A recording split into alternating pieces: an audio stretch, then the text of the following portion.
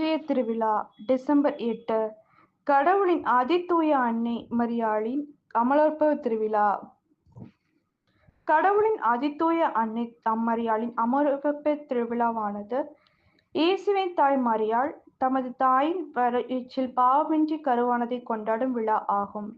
மரியா ஜென்ம பாவம் இன்றி பிறந்தார் எனும் கருத்தை மையப்படுத்தும் விழாவாக அமைந்துள்ளது. இது கத்தோலிக்க திருச்சபையில் டிசம்பர் மாதம் 8ஆம் நாளன்று சிறப்பிக்கப்படுகிறது.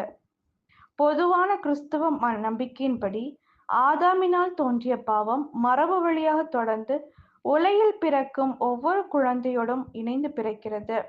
இது ஜென்ம பாவம் அல்லது பிறப்பு நிலை பாவம் என்றழைக்கப்படுகிறது. இப்பாவம் மனிதரை கடவுளின் அருள் நிலையிலிருந்து பிரித்து உலகின் தீய நாட்டங்களுக்கு அடிமையாக்குகிறது.